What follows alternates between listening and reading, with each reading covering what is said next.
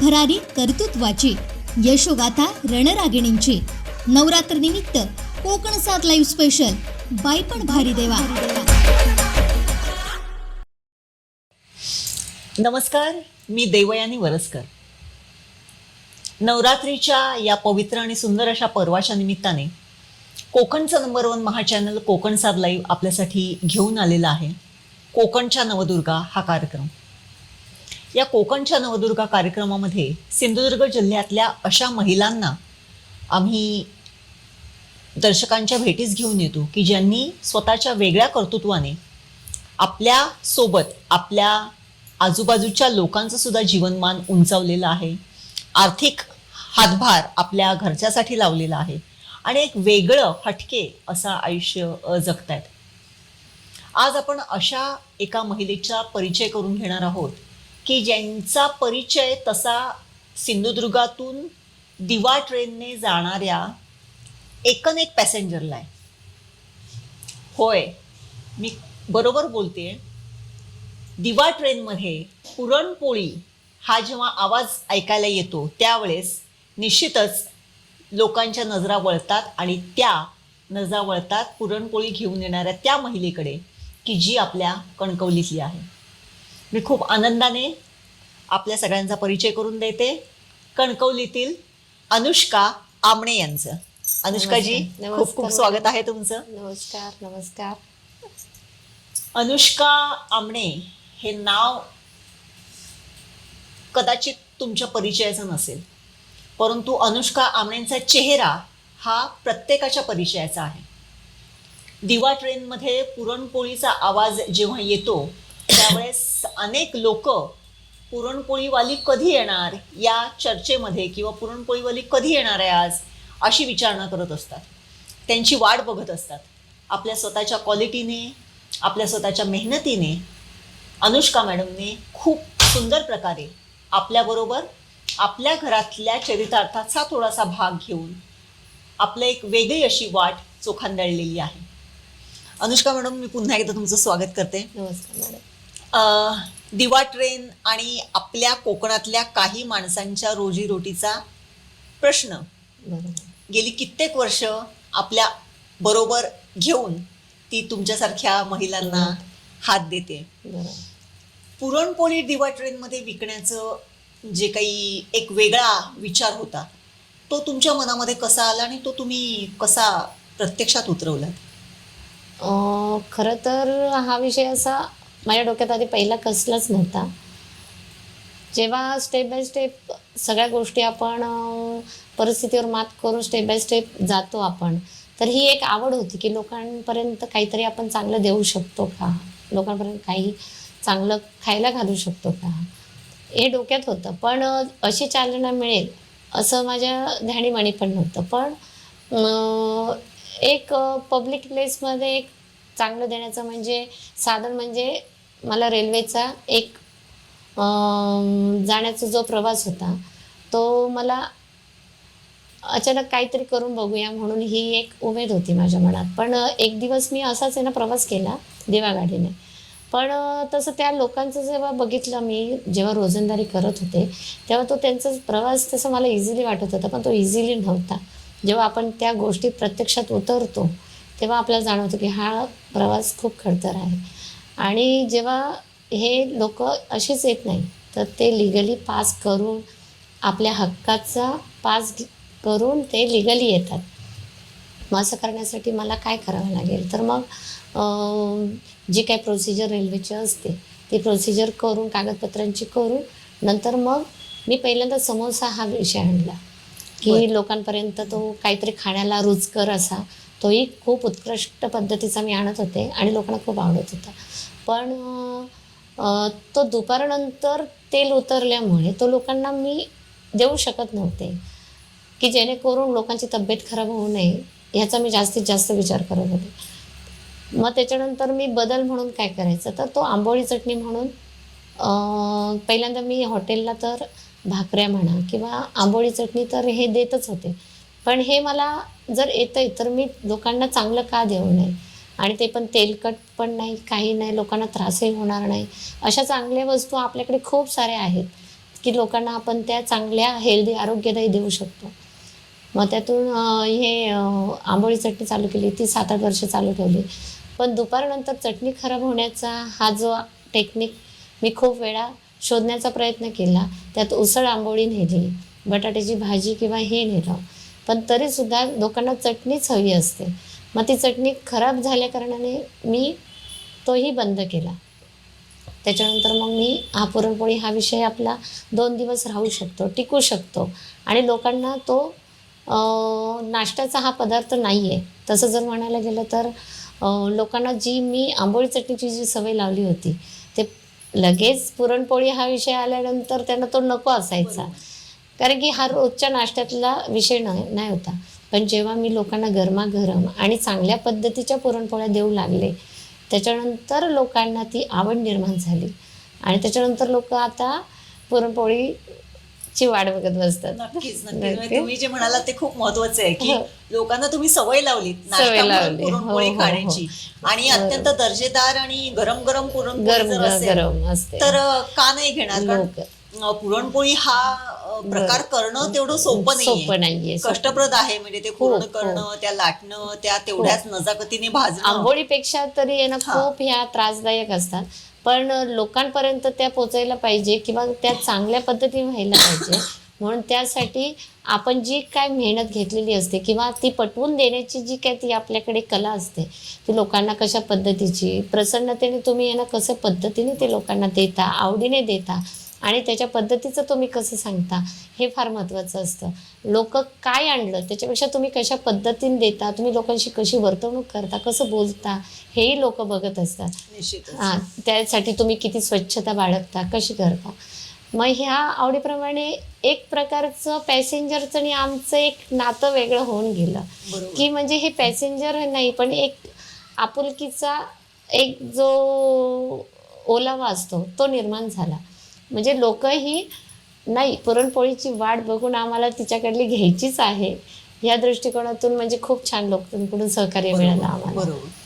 पण आता दिवा ट्रेनमध्ये जेव्हा तुम्ही पुरणपोळी विकायला सुरुवात केली, किंबहुना म्हणजे पहिला समोसापासून सुरुवात केली, आंबोळी चटणी सुरुवात केली, पुरणपोळी सुरुवात केली, ट्रेनमध्ये एका महिलेने म्हणजे दिवासारख्या ट्रेनमध्ये महिलेने जाणं, पुरणपोळी विकणं किंवा कुठलीच वस्तू विकणं ते एवढं इझी नाही. कारण दिवा ट्रेन ही वर्षाचे 12 महिने भरलेली असते, गर्दी असते त्याच्यामध्ये, फारच क्वचित प्रसंगी ती थोडीशी रिकामी असते. थोडीशी म्हणजे अगदीच रिकामी कधीच नसते. बरोबर. मग अशा वेळेस एक कसे आपण एका ऑर्थोडॉक्स फॅमिली मधून आलेलो असतो, काही संस्कार आपल्यावरती असतात, आपण कधी ही कामं केलेली नसतात.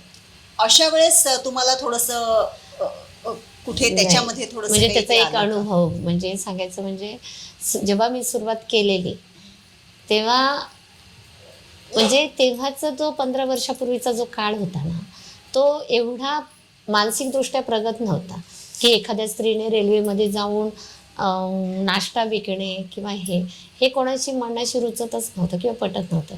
पण अशा वेळेस आहे ना स्त्रीला ह्या खूप टोमणे मारले जातात, खूप आहे ना नावं ठेवली जातात ह्यातून.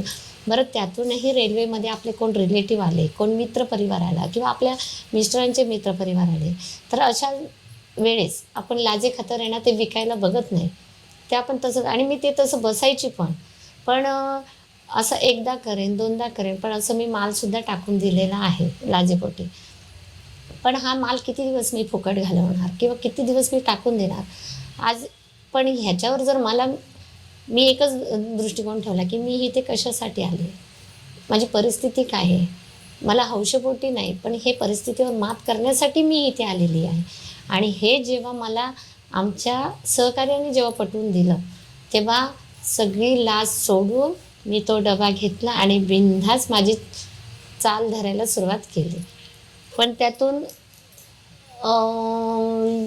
लोकांचा जो पहिल्यांदा नावं ठेवत होती किंवा हे करत होते नंतर जसं ह्या गोष्टी आहे ना जेव्हा 4 लोकात मानाने कुजबुजल्या जायच्या किंवा आहे ना त्याचं कौतुक केलं जायचं हे जेव्हा त्यांच्यापर्यंत पोचलं गेलं तेव्हाच ती कौतुकाची शाबासकीची थाप माझ्या पाठीवर मिळाली. असं पण हा प्रवास करताना इतका सोपा नव्हता की जेव्हा पॅसेंजरची एवढ्या गर्दी असायची तेव्हासुद्धा आपल्या म्हणजे कोकण साईडची आपली जी माणसं आहेत ती खूप प्रेमळ आणि साथ देणारी आहेत. बरोबर. म्हणजे कधीही स्त्री ही कधी पण, म्हणजे मी मागच्या व्हिडिओमध्ये सांगितलं की स्त्री ही कुठे जास्त सेफ असेल ती आपली कोकणातच, की तिने बिंदास होऊन बाहेर पडून जी म्हणजे आपला व्यवसाय करते, प्रत्येक क्षेत्रात जाते. इतकं तिला तर फ्रीडम कुठेच मिळालेलं नसेल. पण जेव्हा हे करतो तेव्हा आपल्याला एवढी लोकांमध्ये एवढ्या पब्लिकमध्ये जेव्हा आम्ही एवढा डबा घेऊन एवढा जातो, पावलं जातो, तेव्हा कुठलेही असं आपल्या पब्लिकमध्ये घाणेरडा स्पर्श नसतो, घाणेरडी वाच्यता नसते. त्या ह्याच्यातून ताई तुम्ही या, साईड देऊन येणार जो काही सहकार्य करतात ना, बरोबर. हे आपल्याला म्हणजे खूप प्राऊड फील होतं बरोबर. की ही अशी सुद्धा माणसं आपल्याला चांगली लाभली. हे आपल्याला खरंच देवाचे खूप धन्यवाद मानले पाहिजे. नक्कीच नक्कीच. हे करत असताना म्हणजे आता कोकण रेल्वे किंवा दिवा ट्रेन म्हटली तर दिवा ट्रेन ही पॅसेंजर ट्रेन आहे. म्हणजे ती सकाळी निघणार, हलत डुलत सावकाश सावकाश हो, प्रत्येक हो, स्टेशन घेत जाणार. बरोबर. बऱ्याच वेळेस असं होते की एखाद्या ठिकाणी दरड कोसळली किंवा पावसामुळे ट्रेन हो. लेट झाली. अशा वेळेस तुम्हाला काय अडचण आलेली आहे का? तुमचं हे खाद्यपदार्थ किंवा पुरणपोळी असेल किंवा काय असेल ते विकण्यासाठी, बरोबर. किंवा एखादी अशी वेळ असते की पुढे कुठेतरी गाडी थांबलेली असते आणि लोक घेऊन ठेवतात कारण पुढे घेऊन मिळेल ठेवतात, किंवा नाही घेऊन मिळेल ठेवतात, ह्याची होतच. शाश्वती नसते. असे असते. नाही, असं खूप अनुभव आले की खूप वेळा असं आम्ही प्रवासात गेल्यानंतर पावसात दरवर्षी दरड कोसळण्याचं काम असायचं. मग अशा वेळेस आहे ना, लोकांना काही खायला पण मिळायचं नाही, काही नाही. पण तेव्हा लोक यांना ती घेऊन ठेवायचे की दुसरं काहीच नसायचं ते लोकांना. पण त्यातूनही आम्ही दिल्यानंतर आम्हाला कधी वेळेत घर कधी दिसत नव्हतं. आम्हाला कधी 5ची गाडी येणारी, कधी आम्ही 11 वाजता सुद्धा घरी आलेलो आहे. बरं. पण एवढं सगळं परिस्थितीवर मात करून दुसऱ्या दिवशी तेवढंच चिकाटीने लवकर उठून तेवढेच पदार्थ करून दुसऱ्या दिवशी ट्रेनला पण जायची आमची तयारी असायची. बरोबर. म्हणजे हे खूप आम्हाला हे ताकद आणि ही हिंमत आम्हाला फक्त दिवा गाडीमुळेच मिळाली. बरोबर. आता जसं तुम्ही म्हणालात की पुरणपोळी सकाळी लवकर उठून तुम्ही करता कारण गरम गरम तुम्ही देता असं म्हणालात. मग साधारण तुमचं टाइम टेबल काय असते? म्हणजे दिवसाचं तुमचं टाइम टेबल कसं असते? आम्ही सकाळी 9 वाजता घर सोडतो आणि त्याच्यानंतर 9, 9:30 वाजता गाडी येते. त्याच्यानंतर आम्ही नाही म्हटलं तरी 150 किलोमीटर रत्नागिरीपर्यंत हा प्रवास असतो तसं मानलेलं. पण आमच्या 30 ते 40 फेऱ्या होतात. असं आम्ही अप डाऊन करून असं हे दुपारनंतर पण तेवढंच म्हणजे हे असतं. पण आमची गाडी कधी येऊ देत, कधी जाऊ देत, पण कधीही आम्हाला त्या प्रवासात त्रास कधी झालेला नाही. आणि लोकांकडून जास्त चांगलं सहकार्य पण खूप लाभलं आम्हाला. बरोबर. माझं नाव सुजाता अंकुश निमणकर. मी कणकवलीत राहते आणि मी पुरणपोळ्यांचा बिझनेस करते. अनुष्काला मी रोज 100-1 पुरणपोळ्या गरमागरम देते. सकाळी आम्ही 4 वाजता तरी सुरू करतो. असं म्हणजे 4 वाजता उठून चालू करतो. असं सकाळी आम्ही 4 वाजता उठतो. 4 वाजता उठलं की सगळं ते पुरणपोळ्यांचं साहित्य असतं ते गोळा करतो आणि 5:30-6 वाजता आम्ही चालू करतो कारण लोकांना गरमागरम मिळायला हव्यात. अनुष्का कशी गरमागरम भरणार पिशवीत आणि नेणार, तिला गरमागरम द्यायचे लागतात ना. मग 6 वाजल्यापासून 8 वाजेपर्यंत आमचं हे काम चालू असतं. 100-150 कधी 200 असतात. जास्तीत जास्त दर्जेदारपणा हा तुमचं खासियत आहे म्हणूनच अनुष्काताईंना मागणी आहे पुरणपोळ्यांसाठी. मग तो जो दर्जेदारपणा आहे तो टिकवण्यासाठी, ते सातत्य टिकवण्यासाठी तुम्ही काही वेगळे परिश्रम घेता का? वेगळं म्हणजे आहे ते हे चालूच असतं. वेगळं काय करत नाही आम्ही. लोक म्हणतात तुम्ही काय करताना ते तुमच्या पुरणपोळी खाल्ली की नाही की बदल काय वाटत नाही. आहे ते तुमचं हे चालू आहे. मस्त असतात पुरणपोळ्या. काय वेगळं काय चव लागत नाही. पहिल्यापासून आम्ही खात आलो ती चव आहे अजून म्हणून. अनुष्काताई तुमच्या पुरणपोळ्या विकत असतात. हो. म्हणजे पडद्यामागचा कलाकार आणि स्टेजवरचा कलाकार अशी काहीतरी थोडीशी ती एक परिस्थिती आहे. तर तुम्ही पडद्यामागे ते सगळं करत असता. कधीतरी असं म्हणजे जसं अनुष्काताईंनी सांगितलं की आरोग्याच्या तक्रारीमुळे किंवा कधीतरी असं आपल्याला नाही जायला मिळालं तर कधीतरी मन खट्टू होते. तर तुम्हाला असं वाटते का की अरे काय बाबा सकाळी दररोज प्रत्येक वेळेस उठून 4 वाजता ते 100-150 पुरणपोळ्या लाटायच्या, कंटाळा येतो का कधी? नाही, आम्हाला आता ती सवय झाली ना. आता ही 2 दिवस नाही म्हटल्यावर परत आम्हाला गोंधळ होणार. कारण आता ती रोज सवय झाली आहे 4 वाजता उठायची. आणि जास्त असले की आम्ही 3:30-4 वाजता उठतोच खरं. आम्हाला चैनच पडत नाही. आम्हाला त्या हाताना सवय झाली ना, की रोज पुरणपोळ्या, रोज मोदक, रोज जेवणाचे डबे, असं काही नाही. दिवसभर माझं काम चालू असतं. पुरणपोळ्या जास्त असतात, डबे कमी, पण पुरणपोळ्या जास्त असतात. आता अशा म्हणजे आता एक वेगळी वाट तुम्ही निवडलेली आहे की कोकण रेल्वेमध्ये तुम्ही पुरणपोळी चा विक्रीचा व्यवसाय करता. हे करत असताना कधी आता जवळजवळ 15-16 वर्ष तुम्ही हे काम हो करताय. हो. असं कधी वाटते का की नाही बाबा आता बस झालं, आता घरातून व्यवसाय करूया, मग खूप फिरस्तेगिरी झाली, शांत बसूया? कधी कधी आरोग्य असं आपल्याला कधी कधी साथ देतं ना देतं, असं वाटतं की हा नाही करत. पण आता लोकांची जी ओढ लागली आम्हाला, पैशापेक्षा आता जी लोकांची ओढीची, मायेची आणि जी प्रेमाची ओढ लागली आहे ना, ती आता आम्हाला सहन होत नाही. आमचं आरोग्य आणि आमचं औषधच ते झालेलं आहे. जेव्हा पॅसेंजर ही गाडी आमच्या जशी आईची कुशी असते ना, तसं आम्हाला लाभलेलं आहे. आणि त्यातले ते पॅसेंजर आम्हाला एक, त्यांच्याकडे चेहऱ्याकडे बघितलं तरी आपल्याला एक एनर्जी मिळते. बरोबर. म्हणजे जी एनर्जी आपल्याला घरात मिळत नाही, ती त्यांच्यामध्ये बोलून चालून कधी आपल्याला, कधी हसत खेळत दिवस जातो समजतही नाही. त्यामुळे ती आमच्यासाठी खूप आणि खूप महत्त्वाची आहे. जेव्हा कोरोना काळात जेव्हा आम्ही 1.5 वर्ष घरी होतो, तेव्हा म्हणजे सगळ्यांवरच तो परिस्थितीचा म्हणजे परिस्थितीवर सगळ्यांवर वाईट परिस्थिती आली होती. पण ह्या परिस्थितीवर सुद्धा आहे ना, लोकांची खूप वाताहत झाली. म्हणजे त्यांच्या मुलांच्या वाताहत झाली वगैरे. त्याच्यानंतर हे आम्ही मग खूप रेल्वेला लेटर वगैरे दिल्यानंतर सुद्धा काहीही होत नव्हतं. म्हणजे त्यांनी सांगितलं की वरती आम्हाला सांगितलं पाहिजे म्हणून. मग ते आम्ही मंत्र्यांकडून, नारायण राणे साहेबांकडून ते सांगून, केंद्रातून लेटर पाठवून म्हटलं हो ना हो, पण आपण एक प्रयत्न करायचा. पण तो प्रयत्न माझ्या एकटीसाठी नव्हता. ते 350 ते 400 लोक दिवा गाडीच्या जीवावर उदरनिर्वाह करतात, बरोबर. त्यांच्यासाठी तो एक प्रयत्न होता. पण असं म्हणतात, जेव्हा सगळ्या गाड्या सुरू झाल्या तरी आमचीच गाडी सुरू नव्हती, दिवा पॅसेंजर ट्रेन. मग तेव्हा आम्ही लिगली केंद्रीय मंत्र्यांकडे आम्ही हे केलं, लेटर पाठवलं, मेल केला. आणि जेव्हा 8 दिवसात आमची गाडी सुरू झाल्यानंतर तेव्हा मला आनंद वाटला की नाही, आपण कुठेतरी चांगलं काम करू शकलो. आणि 400 ते 500 लोक त्याच्यावर उदरनिर्वाहाचं पोट भरतात, त्यांचं रोजंदार चालू झालं म्हणून. बरोबर. आणि ह्याच्या पुढेही कधीच भविष्यात जर अशी कधी वाईट परिस्थिती निर्माण झालीच, तर माझी अशी एकच प्रार्थना आहे देवाकडे की कधीच आमचे जे लिगली पास आहेत ते कधी कॅन्सल होता नाही. आणि कधीच आमची दिवागाडी पण कधी बंद होता नाही. आणि लोकांचे कधी हे उदरनिर्वाहाचं साधन आहे ते कधीच बंद होता कामा नये. त्यांच्या हक्काचे पास तसेच राहायला हवे. नाही, मला तर वाटत नाही की हो. ती कधी बंद होईल. कारण अनेकांचा रोजगार हो. दिवा ट्रेनवरती अवलंबून आहे. बरोबर. अनेक पॅसेंजर्स की हो. ज्यांना इतर गाड्यांची तिकीट परवडत बरोबर. नाही, त्यांच्यासाठीची ती एक नेहमीचा पण हमखास. कोरोना काळचा जर काही प्रसंग आलाच, तर आमची दिवा गाडी पण त्याच पद्धतीने त्या उपाययोजना करून चालू ठेवावी. निश्चितच ती राहणार. आणि तुमच्यासारख्यांच्या शुभेच्छा हेच किंवा आशीर्वाद प्रयत्न आहे. हे त्याच्यासाठी आहेतच. बरोबर.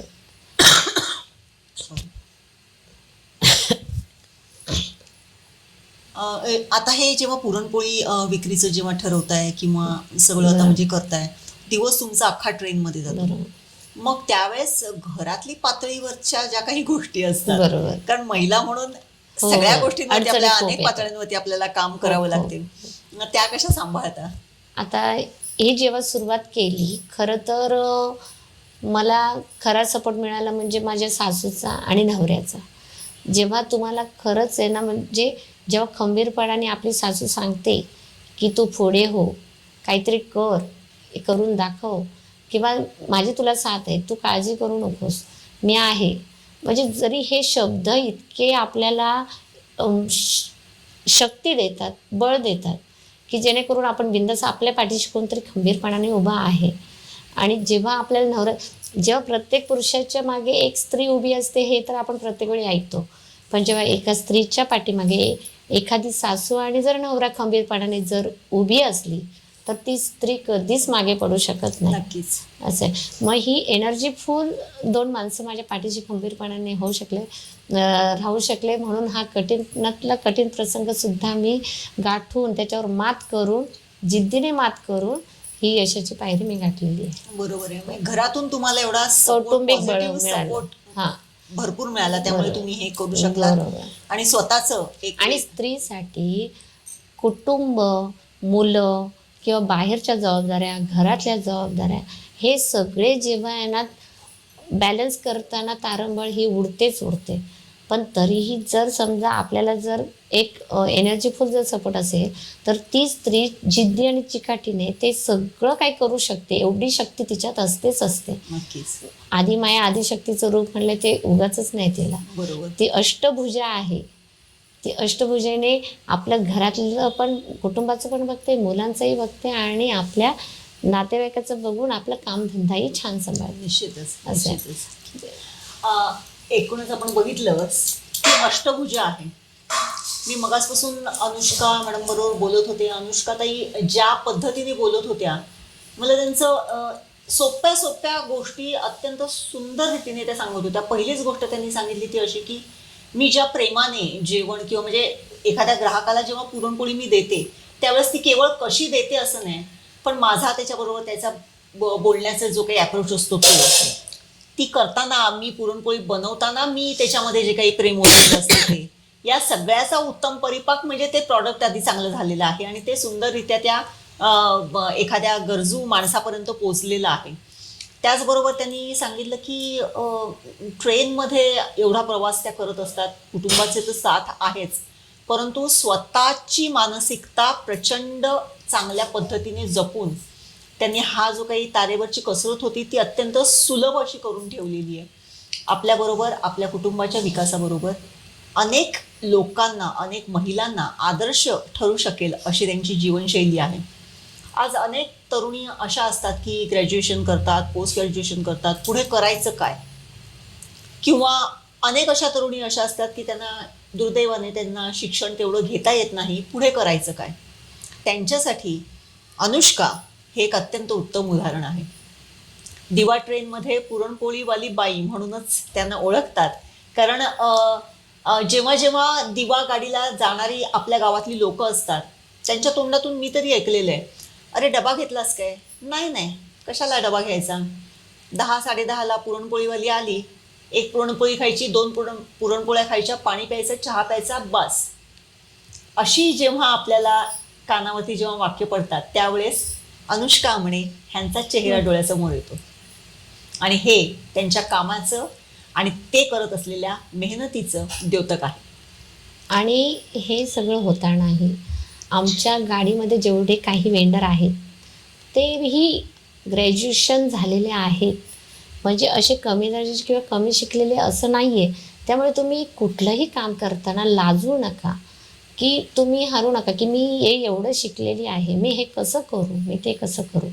जर तुमची जिद्द आणि चिकाटी असेल ना तर तुम्ही कुठल्याही क्षेत्रात यशस्वी होता. तर त्यामुळे मीही एक शहरातली आलेली, पुण्यातली आलेली मुलगी आहे. मला पण गावात आल्यानंतर हे सगळं रुचणं कठीणच होतं, पण शून्यातून जग निर्माण कसं करावं हे मला फक्त परिस्थितीने शिकवलं. निश्चितच परिस्थिती आपल्याला काही गोष्टी शिकवत असते आणि त्या परिस्थितीला केवळ त्या परिस्थितीसमोर नामोहरम न होता त्याच्यातून मार्ग काढून आपलं जीवनमान उंचवण्यासाठी, आपल्या कुटुंबाचं जीवनमान उंचवण्यासाठी अत्यंत सुंदर केलेला प्रयत्न म्हणजे अनुष्का आमणे आहेत.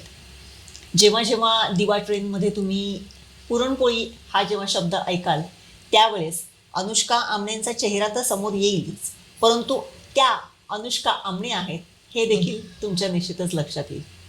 त्यांच्या गरम गरम खुमासदार पुरणपोळ्या अशाच दिवा गाडीमधून जाणाऱ्या अनेक लोकांची क्षुधा शांत करो आणि आई जगदंबा त्यांना हे काम करण्यासाठीचा प्रचंड मोठा असा उत्साह सातत्याने देत राहो अशीच आजच्या दिवशी प्रार्थना करूया. अनुष्काताई, तुम्ही आलात आणि खूप सुंदर माहिती दिलीत तुमच्या या सगळ्या प्रवासाची. त्याबद्दल संपूर्ण कोकण सात लाईव्हच्या परिवारातर्फे तुमचे खूप खूप धन्यवाद. धन्यवाद. उत्तुंग भरारी कर्तृत्वाची यशोगाथा रणरागिणींची नवरात्र निमित्त कोकण सात लाईव्ह स्पेशल बाई पण भारी देवा.